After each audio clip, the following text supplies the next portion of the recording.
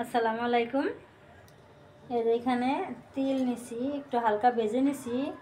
এই তিলগুলো আমি খোসা ছাড়িয়ে নিছি, আর খোসা ছাড়িয়ে একটু হালকা ভেজে নিছি। আমার নাতিন বলছে তিলের নাড়ু খাইবো, তিল তো নাই বেশি, এখন তো তিলের সিজনও না। এই জন্য এই করা তিল আছিল, এই তিল করা দিয়েই নাতিনের নাড়ু বানিয়ে দিব। আমার কড়াইটা গরম হয়ে গেছে, এই জন্য আমি একটু পানি দিয়ে দিলাম, তাছাড়া গুড় দিলে লেগে যাবো, সেই জন্য একটু পানি দিয়ে দিলাম। এখন আর এই গুড়টা লাগবো না। রাইসা, তোমার জন্য আমি নাড়ু বানাইতেছি, তুমি তাতে ভাত খেয়ে আসো তো।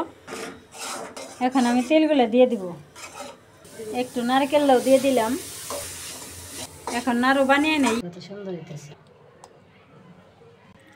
আমার নাতিন আগে দিয়ে নই, এই যত করে নাড়ু হইলো। তাহলে আমার তিল দিয়ে নারকেল দিয়ে নাড়ু কেমন হলো কমেন্ট করবে, আর সবাই সাপোর্ট করবে। তাহলে ভিডিও এখানে শেষ করলাম। সবাই ভালো থাকবে, সুস্থ থাকবে, আল্লাহ হাফেজ।